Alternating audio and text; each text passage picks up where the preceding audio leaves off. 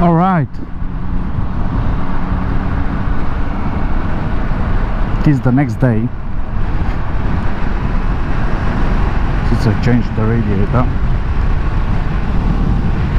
Bike works perfectly. I was worried that the fluid, the coolant, would be a bit short, but looks like we hit a little bit above the minimum in the tank, so I think it is okay for now. I'll keep looking at it just to check if it needs some topping up. So as you can see, there are a few signs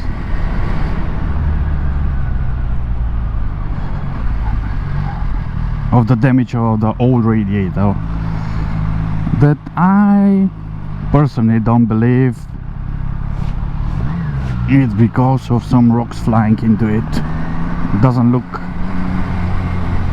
like a damage from small rocks. That's the thing. This problem started once I've got the bike back from the local garage that they brought it for a service. I rode it home, but it was like 5 minutes ride. It was 5 minutes ride, so I couldn't actually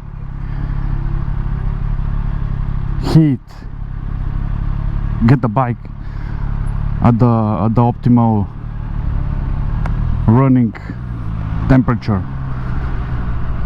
So what happened is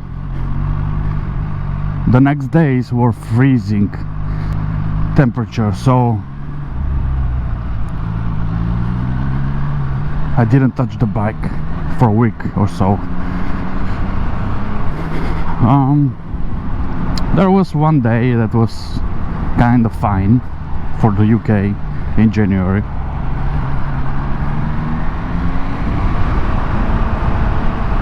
It was about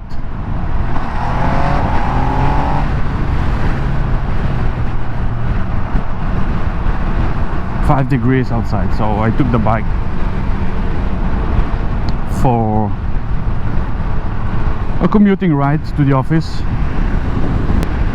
I stopped at the traffic lights and I looked down. I don't know why I looked down in first place, but I looked down and there was this blue liquid stuff on my tire, and I can see it spraying out of the radiator. It was just a huge burst of coolant, and I immediately brought the bike back to the same mechanic. Anyway, long story short, I brought it to him. He looked at it. He said, "Oh, there is a puncture in the radiator. I can fix it. Leave it with me." Blah blah. Fine. I didn't want to ride the bike anymore in this condition anyways, so of course I'm gonna leave it there. Anyway, he told me in 3-4 days it will be fixed or whatever. 3-4 days gone, nothing happened with the bike. I text the guy. He just said, "I'm not feeling comfortable working on big bikes." Well, okay, but you should have said that in first place. If you want to work only on scooters and 125s for the delivery guys, that's fine. Took it back. I ordered a second-hand radiator, and yeah, I fit it myself. Why not? It is a beautiful bike, the Stradale, but I'm 5'9", or 1 meter and 80 centimeters. And the bike itself, it's a bit tall, but I bought it with the lowering kit already installed, so I can flat foot it, no problem at all. No problem at all.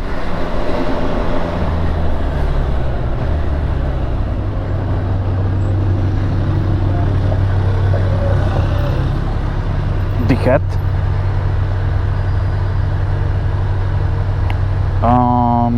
oh shit.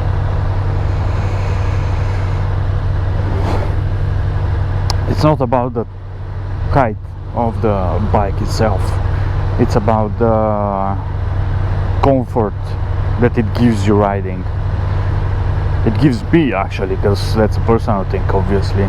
Yeah, if you're watching reviews about bikes, guys, don't trust a guy that is telling you it's perfect, it's shit, or whatnot. Yes, keeping it in mind, it could be affecting your riding experience as well, but go out and try the bike. If you find it somewhere in some showroom or reseller, go out and try it. I felt in love when I first tried it, so yeah. But since I'm very often I'm riding with my other half on, and unfortunately that's not a bike you want to ride with someone else behind you. It is just not comfortable enough. It is not, the seat is not big enough, and it's not comfy enough. I'm currently riding on a Rivale seat. You can order it new from Evolution Bike or straight away from MV Agusta. They call it the sport seat. The normal Stradale seat is a bit shaped like a touring bike, but it's what really happening is that it is restricting your movement and it's pushing you forward onto the tank, which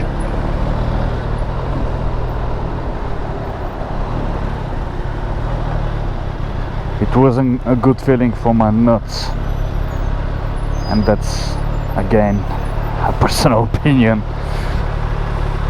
If you're a woman, probably it would be okay.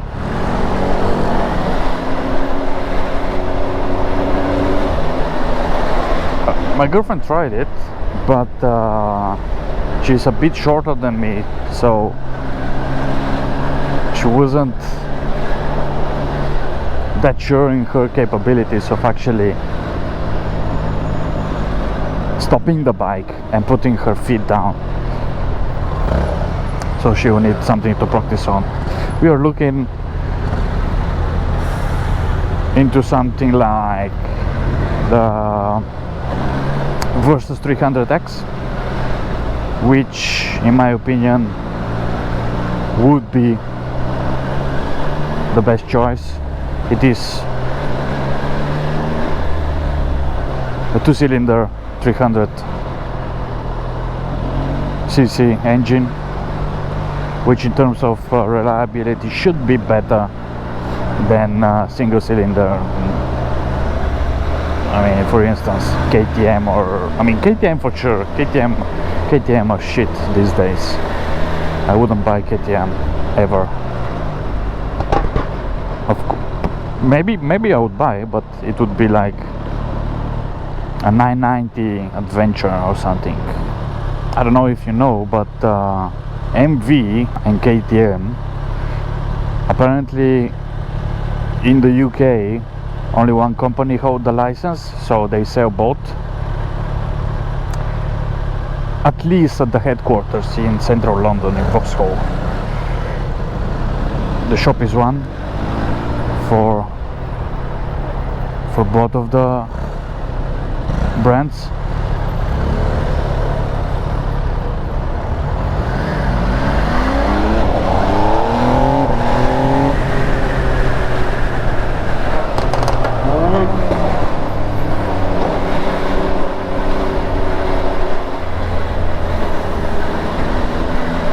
And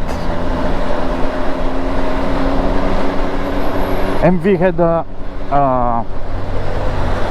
headquarter, I mean main showroom in Chelsea before, and I went there to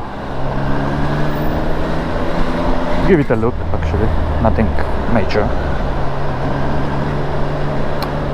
And the next week, actually, they shut it down and they moved every bike into the KTM store in Vauxhall, and now it's KTM MV. Probably the MV didn't sell that good, yeah. But who would judge you if you won't buy an MV? It's an expensive bike in first place. Services? Crazy.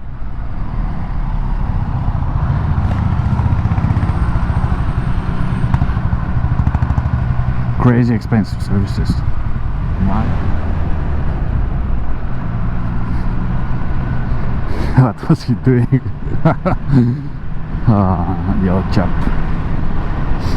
Oh, there is a BMW 400X behind me. I had one before. Yeah. I mean, services for this one was probably more expensive than the one on the MV.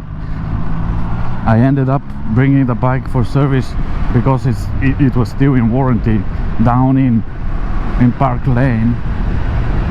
And can you guess how much I ended up paying for the service?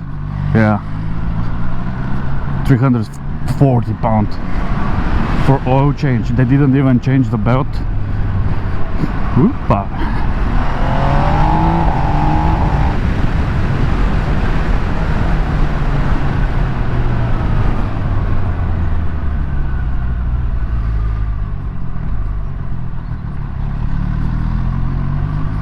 They didn't even change the belt, and I ended up paying 7 hours of labor for an oil change for a freaking scooter. And I saw that thing straight away. It was really nice scooter to go around the city, that's for sure. So comfy, heated grips, heated seat. So yeah, the MV has a really nice engine.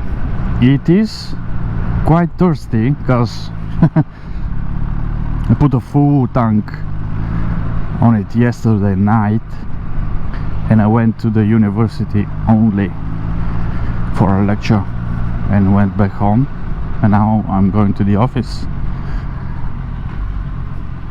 And yeah, half a tank. That would be roughly around 50 miles roughly. 50 miles. Half a tank. That's 8 liters. Half tank is 8 liters.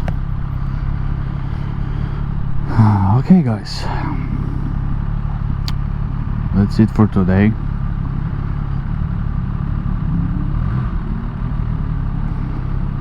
I'll see you in the next one.